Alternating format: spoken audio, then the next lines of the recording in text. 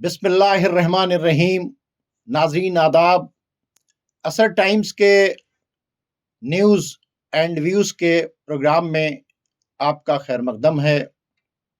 नाज़रीन, एक तरफ अमेरिका की तैयारियां खलीज फ़ारस के आसपास बहुत तेज़ हो गई हैं और उनके चारों तरफ के जो बेसेस हैं, चाहे वो जॉर्डन का बेस हो, चाहे इंडियन ओशन का उनका बेस हो, चाहे साइप्रस का बेस हो, वो पूरी तरीके से एक्टिव हो गया है और वार प्रैक्टिस भी शुरू हो गई है। साथ ही साथ ट्रंप ने ये कहा है कि हमने अरमादा यानी एक बहुत बड़ा बेड़ा जो है वो हमने भेज दिया, यानी फौज का हमने एक तरह से अंबार लगा दिया है ईरान को घेरने के लिए। तो ट्रंप बड़ा फख्र महसूस कर रहे हैं कि उन्होंने ईरान को घेरने के लिए अपनी पूरी ताकत का इस्तेमाल कर दिया। दूसरी तरफ ईरान ने भी अपनी पूरी ताकत का इस्तेमाल करना शुरू कर दिया और उनकी जो सुसाइड मोटर बोट्स हैं जो रिमोट से चलती हैं, वो अब्राहम लिंकन के सामने आकर उन्होंने भी अपने मोर्चे संभाल लिए हैं। पीछे जो उनका खड़ा हुआ बहरी बेड़ा है जिसमें ड्रोन्स हैं, उन्होंने भी मोर्चे संभाल लिए हैं जिसके मिसाइल आगे जाकर गिरेगी। उसके पीछे जो एंटी शिप मिसाइल्स हैं वो पूरी तरीके से एक्टिव हैं और तमाम टारगेट्स को लॉक कर दिया गया है। ये इस वक्त के हालात हैं मिडिल ईस्ट के। उसके अलावा जो गजा का हाल है, वहां पर भी फिलिस्तीनियों को मारा जा रहा है और हमास को डिसआर्म करने का जो प्लान है उस पर बातें की जा रही हैं।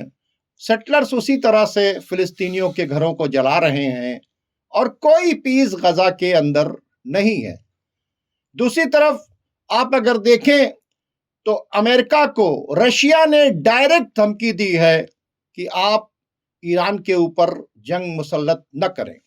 चाइना ने, जैसे इससे पहले उसने जॉर्डन के बेस के ऊपर क्या एक्टिविटीज हो रही है उसका फुटेज निकाल कर भेजा, अब उन्होंने कतर के बेस के ऊपर कौन सी एक्टिविटीज कर रहा है अमेरिका, उसके भी फुटेज निकाल कर ईरान को भेज दिया है।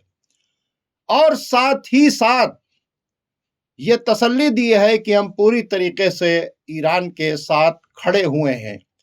तो रशिया का कहना कि हम ईरान के साथ हैं, चाइना का कहना कि हम ईरान के साथ हैं। इसके साथ साथ ये भी खबरें आ रही हैं कि रशिया ने Su-35 जो है उसको भी ईरान को सप्लाई कर दिया है और वो तैयारे भी ईरान के पास पहुंच चुके हैं। ईरान ने जो है यूरोप को बहुत सख्त हिदायत दी है कि जो IRGC के खिलाफ बैन लगाने की बात कर रहे हैं, उन्होंने कहा अगर IRGC को टेररिस्ट ऑर्गेनाइजेशन में डाल दिया जाएगा तो यूरोप सुन ले कि हम उसका वो हशर करेंगे कि दुनिया देखेगी। साथ ही साथ पेज़ेश्कियान की और मोहम्मद बिन सलमान की एक टेलीफोनिक बात हुई है। इन तमाम हालात के ऊपर बात करने के लिए हमारे साथ मौजूद हैं जनाब सैयद सुलेमान अहमद साहब। आइए उनके साथ तबादला ख्याल करते हैं। सैयद सुलेमान अहमद साहब, बहुत बहुत इस्तकबाल है आपका। आदाब। सैयद साहब, बात यह है कि सबसे पहले हम जो इस वक्त समंदर के बीच में हलचल है जी, उस पर आपका क्या कहना है, ये बताने की ज़हमत गवारा करें। देखिए, समुंदर की लड़ाई पिछले 200 साल से बहुत इम्पोर्टेंट लड़ाई रही है और अमेरिका के जो मेन, अमेरिका तो बहुत दूर है लेकिन जो पूरी दुनिया को डराता और धमकाता है वो अपनी नेवी के दम पे डराता धमकाता है। बेड़े भेज दिए और बड़ी पावरफुल बेड़े हैं। इस टाइम ये पर्शियन गल्फ में खलीज फारस में सबसे आगे तो उसने ये USS अब्राहम लिंकन को भेज दिया है। ये पूरी फ्लीट है, उसके साथ सबमरीन्स हैं, डिस्ट्रॉयर्स हैं, सब लगे हुए हैं। उसके पीछे इंडियन ओशन में एक और फ्लीट भेज दी है। 5th फ्लीट उसकी ऑलरेडी बहरीन में पहले से स्टेशनड है। इसके अलावा ये रेड सी में भी और मेडिटेरेनियन में एक और भेजी है, वो इजराइल को डिफेंड करने के लिए समझा जा रहा है। वहां से भी अटैक करेगा और वहां से इजराइल को डिफेंड करेगा। अच्छा, ये यूएसएस इब्राहिम लिंकन बार बार ये ऐसा लगता है कि ये अटैक करेगा, लेकिन बार बार ये खुद ही छुपता भी है, अपने ट्रांसपोंडर्स को बंद कर देता है। और ये बिल्कुल इस तरह से पोजीशन ले ली है इसने, और उसके बाद इंडियन ओशन में जो फ्लीट है कि लगता है किसी भी टाइम ईरान का ब्लॉकेट कर सकते हैं, उसकी जो ऑयल सप्लाई वहां से जो चाइना को या और जगह से जाती है वो बंद कर सकते हैं। दूसरी तरफ ईरान ने भी यूएसएस इब्राहिम लिंकन के खिलाफ बड़ा जबरदस्त प्लान लेके आए हैं। एक तो जो बार बार छुप रहा था उसकी ईरान के सर्वाइलेंस ड्रोन ने फोटो लेके भेज दी कि हम देख रहे हैं, और ईरान में पोस्टर लगा दिए गए हैं कि यूएसएस इब्राहिम लिंकन को हम कैसे मारेंगे और कैसे डूबेगा, एआई से जनरेटेड पिक्चर। दो चीजें की गई हैं, एक तो उन्होंने एआई से जनरेट करके अब्राहम लिंकन के दो टुकड़े करते हुए दिखाया है, दूसरे जो पोस्टर लगाया है उसमें 50 स्टार को कैसे कैसे हिट करेंगे वो भी दिखाया है। अभी ईरान जो दो करते हुए दिखाया है, ईरान ने अभी जो एक मिसाइल टेस्ट की है वो बड़ी पावरफुल है कि वो अगर सही जगह पड़ गई तो वो इतनी पावरफुल है कि उसके अंदर तक जाके देखिए 1,00,000 टन का डिस्प्लेसमेंट करती है यूएसएस इब्राहिम लिंकन। ये मामूली वो नहीं है, खिला है तो, लेकिन इतनी पावरफुल मिसाइल ईरान की है कि वो जाएगी तो अंदर तक वो छेद देगी, इसी लोग कह रहे हैं 2 कर देंगे। तो उसी के हिसाब से उन्होंने टाइटैनिक के तरीके से उसी लिए वो दिखाया उन्होंने। साथ में 300 अनमैन्ड, ये जिसे जैसे ये ड्रोन होता है रिमोट से चलता है वैसे पानी में भी वो होती है, और इसमें मिसाइल लॉन्चर भी रहता है, रॉकेट लॉन्चर भी रहता है, साथ में इससे ड्रोन भी ऑपरेट होते हैं। ये लगा दी है अनमैन्ड 300 आगे उसका रास्ता रोकने के लिए। इस तरह से यमन ने भी लगाई थी। अच्छा, और अनमैन्ड के पीछे मैन्ड भी है, उनके सिपाही भी लगे अपनी जान हथेली पे लेकर उसको रोकने के लिए। बिल्कुल सामने, हाँ बिल्कुल सामने, पहले आगे अनमैन्ड रहेगी, उसके पीछे उसके मैन्ड भी है, और उसके अच्छा पीछे से भी उसको घेरने का इंतजाम किया हुआ है। साथ में ईरान ने ये पहली बार दिखाया कि समुंदर के नीचे, समुंदर के तट के नीचे जो है उन्होंने मिसाइल वो टनल्स बना रखी है, वहां से भी मारेंगे। नहीं, वहां से एक उन्होंने मिसाइल फायर करके दिखाया कि टनल्स को भी दिखाया, टनल्स को दिखाया कि हम मार सकते हैं यहाँ पे भी। और साथ में जो उनका वॉर प्लान है कि आगे आगे ड्रोन रहेगा, ड्रोन के पीछे जो है वो वो वॉरहेड मिसाइल्स रहेंगी छोटी, उसके बाद हाइपरसोनिक मिसाइल आएगी। ये उनका पूरा वॉर प्लान है। और अमेरिका भी इतना महंगा, इतने बड़े पहलवान को, हम पहलवान कह रहे हैं यूएसएस इब्राहिम लिंकन को, उतार तो दिया है, लेकिन वो डर रहे हैं कि पहलवान कहीं पिट न जाए। वो इब्राहिम लिंकन अगर पिटा तो खत्म हो गया। तो अमेरिका की पूरी हेजमनी, अमेरिका की पूरी साख जो है सबसे पावरफुल है, सबसे बड़ा उनका फाइटर वही है। धमकी देना हो तो उसी को भेजते हैं। साउथ चाइना सी में भेज देते थे जब तैवान का मामला होता था। तो जिस तरह से ईरान ने जबरदस्त तरह से घेरा है, वो परेशान है। साथ में हूती कह रहे हैं कि हम भी नहीं छोड़ेंगे। बिल्कुल सही। और वो भी वो तो कह रहे हैं कि मेडिटेरियन सी तक हम नहीं छोड़ेंगे, हम नहीं छोड़ेंगे। देखिए हूती का कहना वजन, देखिए कहने को तो कोई भी कह दे, लेकिन पिछले बार यूएसएस थ्रूडर को जब वो दौड़ा चुके हैं और F-35 उसके ऊपर से गिरा चुके हैं, तो जो जिसका ट्रैक रिकॉर्ड हो उसका कहना कई बार अटैक किया, तो ये हवा में धमकी वाले नहीं है, ये वो वाले हैं। साथ में एक चीज ये है कि ये बार बार ये जो एक्सरसाइज करते हैं इनके ऊपर से, अभी ईरान ने वार्न कर दिया है कि जो भी जहाज उड़ाए वो 6 किलोमीटर के दायरे में रखे, इसलिए कि आप कह रहे हैं हम एक्सरसाइज कर रहे हैं, अब एक्सरसाइज में से एकदम से कोई प्लेन आगे बढ़ जाए, सही। तो वो तो समझ रहे हैं, तो उसको भी वार्न किया है। अच्छा, दूसरी चीज ये कि अमेरिका अपनी एक्सरसाइज खतर में और जो गल्फ कंट्रीज है वहां से भी रख रहा है, और खतर में ब्रिटेन के भी जेट्स आए हैं, साथ में अमेरिका का वो सर्वाइलेंस प्लेन आया है।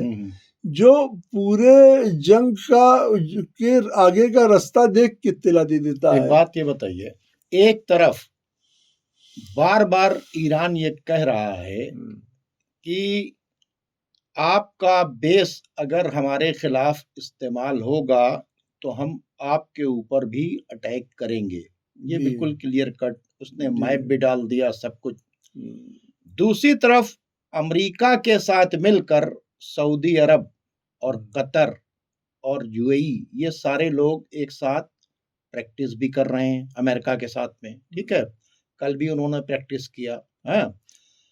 कतर के बेस के ऊपर लगातार अमेरिका के जो फाइटर जेट्स हैं और सर्विलांस प्लेन जो है वो भी आकर उतर रहा है ना। और जो सबसे बड़ा सिग्नल है, इससे पहले जब अटैक हुआ था तो वहां के ऊपर आ गया था। तो इसको आप कैसे देखते हैं? एक तरफ ईरान का इनको वार्निंग कि भाई देखिए आप अपने बेसिस को इस्तेमाल न होने दीजिए, दूसरे इनका ये कहना कि हमने मना कर दिया अमेरिका को हमारे बेसिस ना इस्तेमाल करें, तीसरे अमेरिका के साथ साथ ये प्रैक्टिस कर रहे हैं। इसको आप कैसे देखते हैं? देखिए, ऐसा है कि पहले ये सारे लोग अमेरिका को पूरा कोऑपरेट करने के लिए तैयार थे, अमेरिका को बेच दिए थे। लेकिन जब इनको पिछली लड़ाई में भी इन्होंने एयर डिफेंस दिया अपना और डिफेंड किया था इन्होंने इजराइल को, साथ में रिफ्यूलिंग भी दी थी। ठीक है, साथ में रिफ्यूलिंग भी दी थी ये उन प्लेन्स को जो कि ईरान पे अटैक कर रहे थे। और हद तो ये हो गई कि जो खतर पे इजराइल ने अटैक किया था उस प्लेन ने रिफ्यूलिंग भी अमेरिकन वो एयरक्राफ्ट से ही ली थी खतर में। सही। तो इनको कुछ खबर नहीं रहती है। अच्छा, अब ये है कि खबर वो प्लेन सर्विलांस वाला जिसने इससे पहले अटैक करने से पहले यहाँ आया था, वो फिर प्लेन यहाँ के ऊपर आ गया है। वो रिपोर्ट दे रहा है। अच्छा, अमेरिका ये सऊदी अरब में जो प्रिंस सुल्तान एयरबेस है वहाँ एयरबोर्न वार्निंग सिस्टम है जो ईरान पे नजर रखे हुए है। तो ये लोग अगर इराक से तो भाग रहे हैं ये। आज जो है उन्होंने ऐनुल असद बेस भी खाली कर दी, जिसको इससे पहले जब अटैक हुआ था तो कहा था सितंबर 2025 तक खाली कर देंगे। सितंबर चला गया, खाली नहीं किया। लेकिन अभी खतरे की वजह से इन्होंने क्या किया, वहां से तो शिफ्ट कर दिया सारी चीजें, पूरा बैग एंड बैगेज वहां से हट रहे हैं और कतर के बेस के ऊपर जमावड़ा कर रहे हैं। इसको आप कैसे देखते हैं? और कतर कहता है कि बहरीन कहता है कि हम अपने बेसिस का इस्तेमाल नहीं करने देंगे, दुबई कहता है बेसिस का इस्तेमाल नहीं करने देंगे, और बेसिस का इस्तेमाल तो हुआ है। सर्विलांस प्लेन आने के मतलब क्या है? देखिए, खतर सेंटकॉम का हेडक्वार्टर था और जब ये लगा कि हेडक्वार्टर को बॉम्ब कर देंगे तो एक 5 स्टार होटल में, जिसको कुछ इंटरनेशनल वो मिलती है कवरेज, यूं मिल जाती है कि डेलीगेट्स वगैरह फॉरेन के ठहरते हैं, तो आमतौर पे बड़े होटल्स पे अटैक नहीं किया जाता। जी। तो एक होटल में वॉर रूम बना दिया था जहां से पूरे इसका जंग का वो संचालन करते। जब ईरान को पता चल गया तो ईरान ने कहा उस होटल को बॉम्ब कर देंगे, तो ये वहां से भागे हैं। तो ये लोग कॉपरेट तो कर रहे हैं। इसीलिए अमेरिका बार बार ये यकीन दिलाता है। देखिए, अमेरिका कि इतना साजो सामान का जमावड़ा बढ़ाता क्यों जा रहा है, सबसे बड़ी बात तो ये है क्योंकि ईरान और अमेरिका में डिफरेंस बहुत ज्यादा है। इतने बेड़े लग गए, 4-4, 5-5 बेड़े लग गए। एक बेड़े में जो शिप्स हैं, एक बेड़े में बहुत सारी शिप रहती है। तो एक बहरीन पे खड़ा है, एक पर्शियन गल्फ पे खड़ा है, एक इंडियन ओशन पे खड़ा है, एक रेड सी पे खड़ा है, एक मेडिटेरेनियन में खड़ा है। ये यकीन ये दिलाना चाहते हैं लोगों को, दो लोगों को, एक तो जो ईरान के अंदर के गद्दार हैं उनको भी, साथ में जो ईरान के बाहर के दुश्मन हैं उनको भी, कि हम इतना तगड़ा अटैक करेंगे, इतना तगड़ा अटैक करेंगे कि ईरान रिस्पॉन्ड करने के लायक नहीं रहेगा।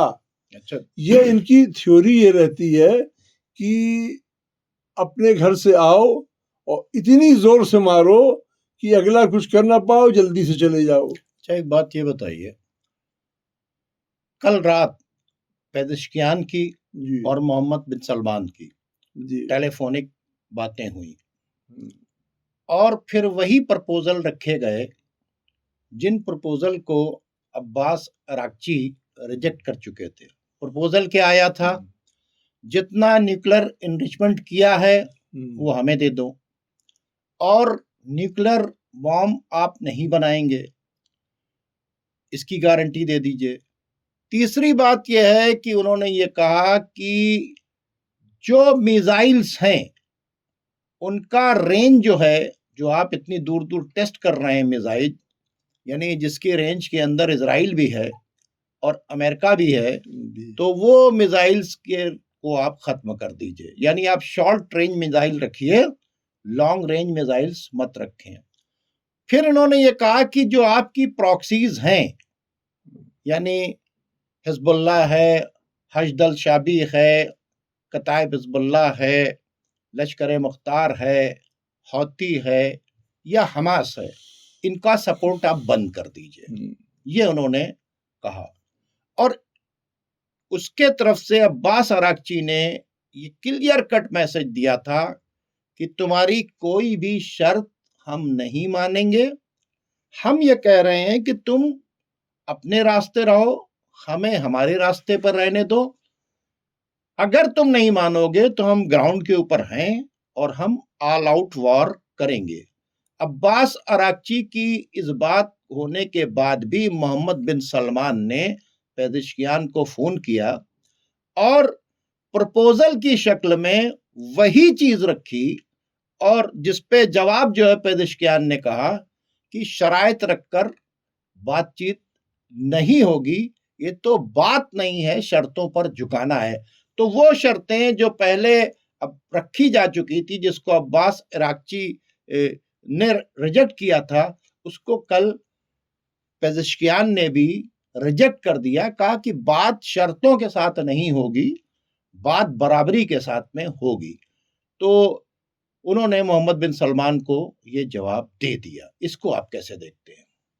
देखिए, पहली बात तो ये है कि ये जो अरब स्टेट्स हैं, अगर ये इलाके में पीस चाहते हैं, चैन और अमन चाहते हैं और सुकून चाहते हैं, तो अमेरिका इनका दोस्त है, इनका इत्तेहादी है। इनको अमेरिका को इस बात को समझाना चाहिए कि देखिए, आप ईरान के अंदरूनी मामले में मदाखलत ना करें। दूसरी चीज ये है कि अली खमेनी साहब जो हैं, वो एक रिलीजियस लीडर हैं और बहुत ही बैलेंस्ड और बहुत ही समझदार रिलीजियस लीडर हैं, जिनका एक बहुत ही अच्छा ट्रैक रिकॉर्ड रहा है। आप उनके बारे में इस तरह से डिरोगेटरी टर्म में क्यों बात करते हैं?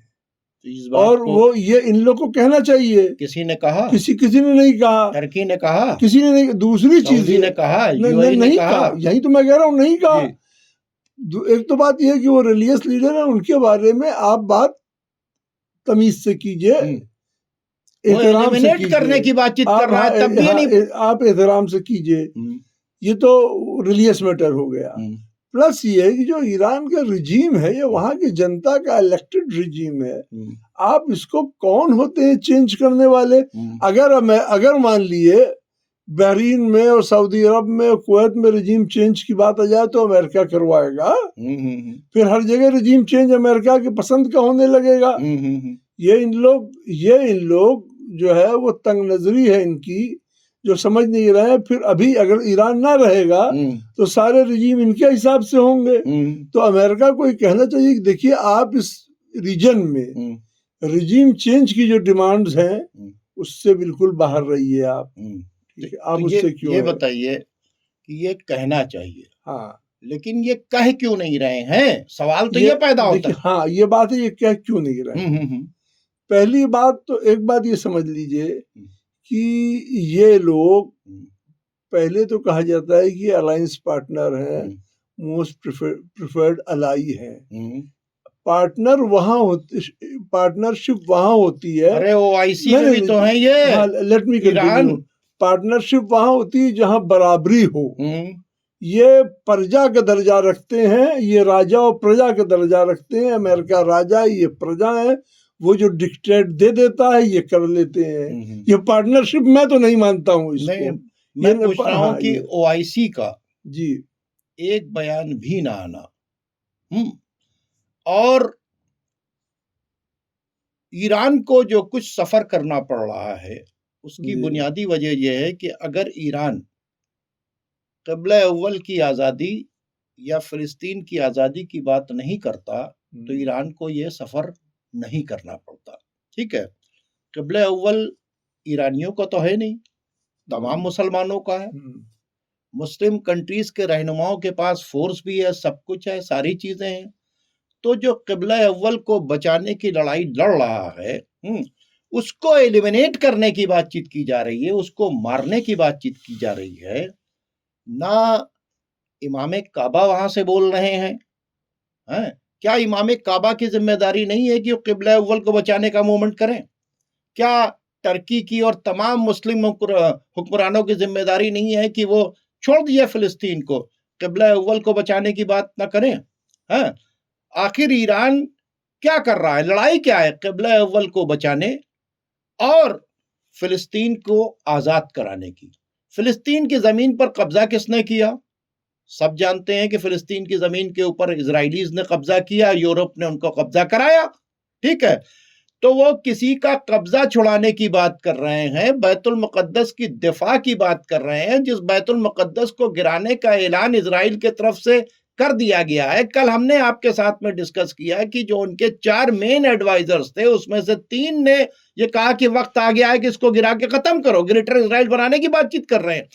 ऐसे वक्त में जो एक 86 साल का बूढ़ा बैतुल मुक़द्दस को बचाने की बात कर रहा है, फ़िलिस्तीन की आज़ादी की बातचीत कर रहा है, उसको एलिमिनेट करने की बात कर रहा है, क्या कहते हैं, अमेरिका। और ये तमाम जो इस्लामिक कंट्री के ठेकेदार जो हैं, इंक्लूडिंग खाने काबा के इमाम और मस्जिद नबवी के इमाम, ये क्यों बहरे गूंगे बने हुए हैं? देखिए, आपकी एक बात से मैं बिल्कुल मुत्तफिक नहीं हूँ। जो आपने अली ख़amenei साहब की लेकर 86 साल का बूढ़ा, वो 86 साल के ज़रूर हैं, उम्र दराज ज़रूर है, लेकिन सबसे ज़्यादा जवान वही हमें नज़र आते हैं। ये बात तो है कि इसलिए कि सारे जवान जो है वो डर गए, वही मुस्तैदी से खड़े हुए हैं। अब बात इनकी ये रही, इन लोग का प्राइम टारगेट क्या है? इनका प्राइम टारगेट नंबर 1 तो ये है कि पावर में रहें। पावर में ये जानते हैं तभी तक रहेंगे जब तक ये अमेरिका इनसे राजी रहे। अमेरिका को ये राजी रखेंगे। अमेरिका को ये राजी रहे या ना रहे, अमेरिका राजी रहे, अमेरिका को ये राजी रखेंगे। अच्छा, अमेरिका राजी रखने की शराइत जो है वो आगे बढ़ाता चला जाता है। अल्लाह अल्लाह करेंगे, अल्लाह को राजी नहीं रखेंगे, तो अमेरिका को राजी रखेंगे। वो अमेरिका को राजी रहे। दूसरी चीज ये कि ये अमीर रहे, कुर्सी तो रहे हमारे पास। ये पैसे वाले भी रहे, कुर्सी भी रहे और पैसा भी रहे। इन दो की चाहतों में ये तमाम चाहतें कुर्बान कर देते हैं। मैंने एक दिन एक शेर पढ़ा था, हजारों ख्वाहिशें ऐसी कि हर ख्वाहिश पे दम निकले। तो इनकी पहली ख्वाहिश यही है कि ताकत, कि हम पावर मेरे पास रहे, अपने मुल्क में और पैसा रहे। इन दो ख्वाहिश के पीछे ये सारी ख्वाहिशों को कुर्बान कर देते हैं। और रही टर्की का आपने नाम ले लिया था, टर्की ने अमेरिका को, देखिए पहले तो ये कि अमेरिका का एक प्लान था कि सारे उन रिजीम्स को हटा दें जिससे इजराइल को खतरा हो। तो टर्की ने इनको एक प्लान दिया था, उन्होंने गद्दाफी को, सद्दाम को, सबको हटा दिया, बशर को। फिर गद्दाफी ने, इन्होंने रजब तैयब अर्ज़गान ने प्लान दिया कि 1 लाख ISS के लड़ाके सीरिया से, सीरिया में हम मेरे पास हैं, और उनको इराक शिफ्ट करा के ईरान के खिलाफ जो है जंग छेड़ने का ये प्लान रजब तैयब अर्ज़गान ने दिया था। और इसी प्लान के ऊपर ये मूवमेंट ईरान के खिलाफ चलाया गया, लेकिन ये मूवमेंट कामयाब नहीं हो पाया। ईरान ने इसको बहुत ही दानिश्वरी से सारी साजिशों को, सारा अपना, उसके ईरान के लोगों का इलेक्ट्रॉनिक कैलिबर, रशा की मदद, चाइना की मदद, सब सारे साजिशें पकड़ी और ये कामयाब नहीं हो पाया, लेकिन साजिशें अभी चल रही हैं। देखिए नाजरीन, सैयद सुलेमान अहमद साहब ने बहुत ही दुखती हुई रग के ऊपर हाथ रखा है। अगर आप तारीख उठाकर देखें, जब से बशर असद की हुकूमत सीरिया के अंदर बनी, आप ये देखें कि आईसिस ने जब बशर असद की हुकूमत को डिस्टर्ब करके जिस इलाके के ऊपर कब्जा किया और जो सीरिया का तेल बरसों बेचा है, वो रजब तैयब उर्दगान के बेटे बिलाल उर्दगान के जरिए बेचा है। सीरिया की एक एक फैक्ट्रीज जो हैं वो खुल खुल कर ट्रकों के ऊपर लदने के बाद वहां के ऊपर पहुंची है। तो आईएसआईएस को एक अरसे दराज से रजब तैयब उर्दगान पूरी तरीके से वो कर रहे हैं, कंट्रोल कर रहे हैं। ये कोई ढकी छुपी बातचीत नहीं है। आप जाइए गूगल के ऊपर, लिखिए, टाइप कीजिए आईएसआईएस एंड बिलाल उर्दगान कनेक्शन, आपको सामने दिख जाएगा। तो बिलाल उर्दगान रजब तैयब उर्दगान के बेटे, जो सीरिया की हुकूमत को गिराने के लिए आईसिस का इस्तेमाल और दुनिया भर की तमाम दहशतगर्द तंजीमें, जबतुल नुसरा, ठीक है, अहरारुल शाम, एचटीएस, ये जितनी और 80 दुनिया के कंट्रीज से आए टेररिस्ट और उन सबको इकट्ठा करके बशर असद की हुकूमत को गिराने के लिए बैठकर काम कर रहे थे। और वहां इजिप्ट में बैठे हुए मजार विरोधी विचारधारा रखने वाले मुल्ला जो थे, इसको जिहाद बताकर बशर असद की हुकूमत को गिराने की कोशिश कर रहे थे। तो जो आप कह रहे हैं कि आईसिस, एक्चुअली आईसिस को जो बनाया अमेरिका ने, इजराइल ने, अरब कंट्रीज ने, लेकिन उनको जो है भाई उन्होंने कब्जा भी कर दिया। तेल कहां से बिकेगा? आईसिस का सारा तेल जो बिका है वो वाया टर्की बिका है और रजब तैयब उर्दगान के बेटे बिलाल उर्दगान ने बेचकर मजबूत किया। तो रजब तैयब उर्दगान से तो टेररिस्ट के कनेक्शन बहुत अच्छे थे। इसका रिजल्ट आपने देखा कि जौलानी को जब बैठाने की बातचीत हुई तो उसी कनेक्शन का नतीजा यह है कि बशर असद हटाकर बैठा दिए गए। ये वो बातें हैं जिसको लोग बताते नहीं है, और बताते हैं कि साहब रजब तैयब उर्दगान मतलब मुसलमानों के सबसे बड़े हमदर्द, रजब तैयब उर्दगान मतलब मुसलमानों के लीडर, रजब तैयब उर्दगान यानी अमेरिका और यूरोप का सबसे ज्यादा मुखालिफ, या मोहम्मद बिन सलमान बहुत मुखालिफ।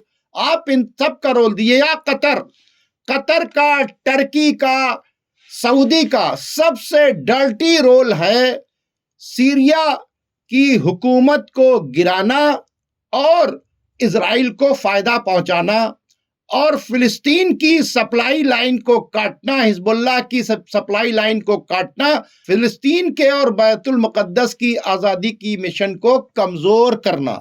आपने जो बातचीत की, मैंने इसको इसलिए एलिबरेट कर दिया कि लोग हाँ सर, एक चीज रह गई जी। अभी हिजबुल्लाह के ऊपर लेबनान की गवर्नमेंट जो है, जो सऊदी अरब और फ्रांस जिसको तनख्वाह देता है, बड़ा प्रेशर ये बनाए हैं कि जो तुम्हारा ईरान की तरफ से जो तुम्हारा लड़ने का इरादा है, भैया ये तुम्हारी लड़ाई है, इसमें हम लोग शामिल ना होंगे, हमारी यहाँ से सब कुछ ना करो।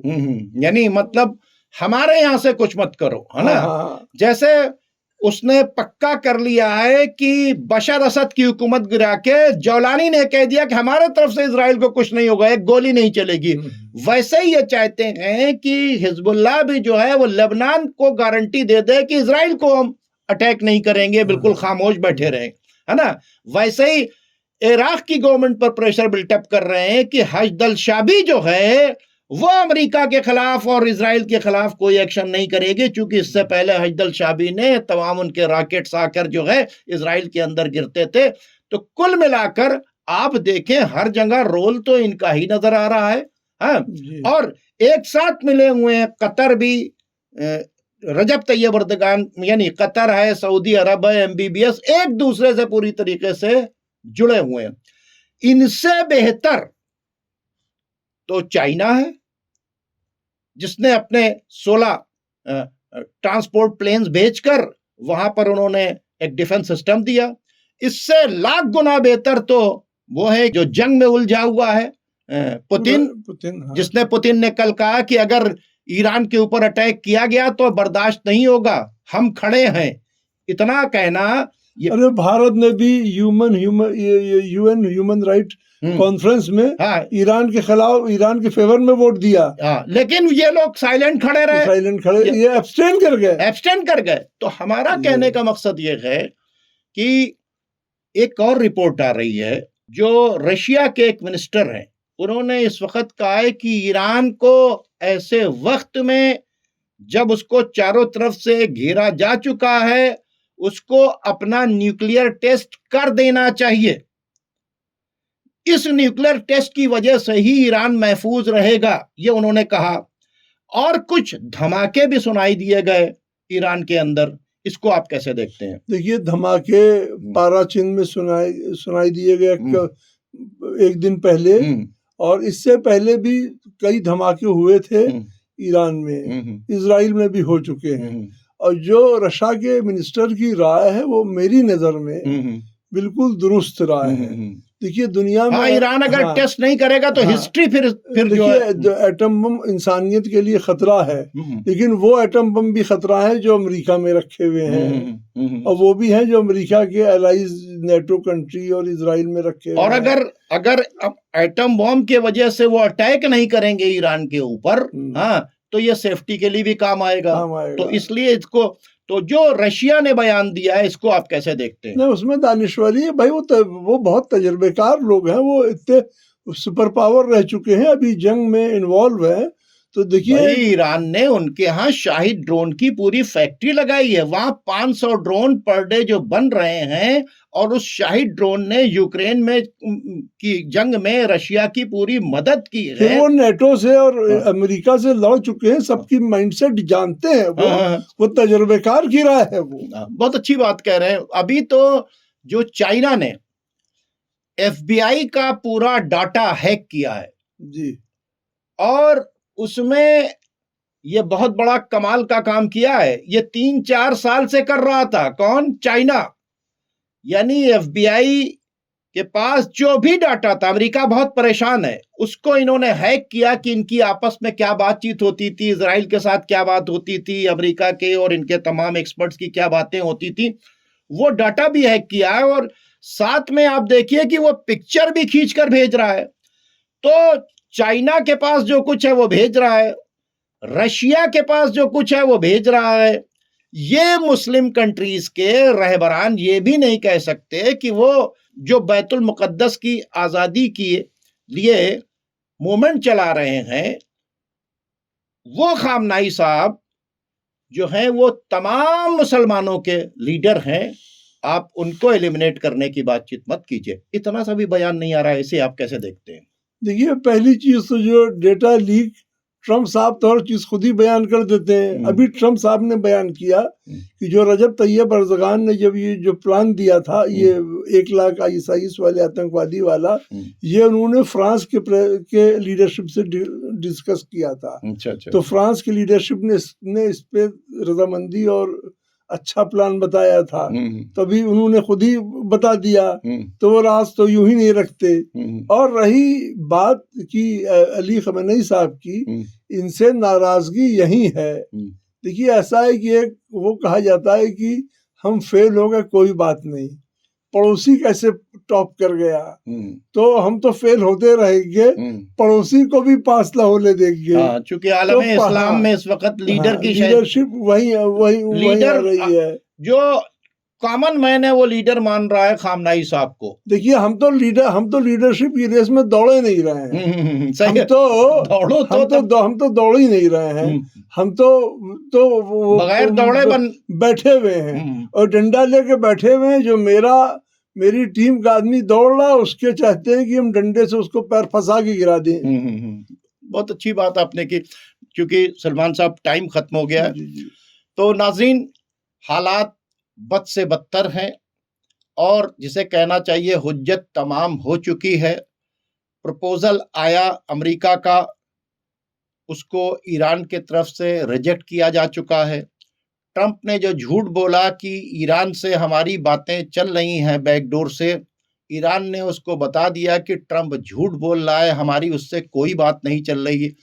पेजेश्कियान ने और मोहम्मद बिन सलमान को क्लियर कट बता दिया है और सीधी-सीधी बात कही है कि अगर तुम्हारे बेसिस इस्तेमाल हुए तो हम तुम्हारे साथ वो ट्रीटमेंट करेंगे जो एक दुश्मन मुल्क के साथ किया जाता है। इन सारी बातों के बावजूद आप ये देखें कि कतर, सऊदी अरब, अमेरिका, इनकी जो है एक वॉर प्रैक्टिस जो है आपस में वो चल रही है। ये बहुत ही खतरनाक सिग्नल है। और दूसरी तरफ ईरान पूरी तरीके से अपने साथ जो कुछ असलहे हैं उन सब के साथ खड़ा है और वो अमेरिका को जवाब देने के लिए तैयार है। अफसोस इस बात का है कि एक 86 साल के उम्र दराज क़िबला अव्वल की आज़ादी, फ़िलिस्तीन की आज़ादी की बात कर रहे हैं और उनको एलिमिनेट करने की बातचीत की जा रही है, उनको जान से मारने की बातचीत की जा रही है, उनके परिवार को मारने की बातचीत की जा रही है, उनके क्लोजेस्ट लोगों को मारने की बातचीत की जा रही है। लेकिन ये ओआईसी के लोग जो हैं, ये उसी तरीके से जिस तरह से इन्होंने फ़िलिस्तीन के अंदर लोगों को मरता देखा और खामोश रहे, वहाँ तो ज़बानी कंडेम किया था, यहाँ तो ओआईसी ने ज़बानी कंडमनेशन भी नहीं किया है। आप खुद देखें ये किस तरह के लोग हैं और किस कदर ये अमेरिका और इज़राइल की गुलामी में अपने सर को झुकाते चले जा रहे हैं। नाज़रीन, अब आप हमें और हमारे मेहमान को इजाज़त दीजिए। खुदा हाफ़िज़।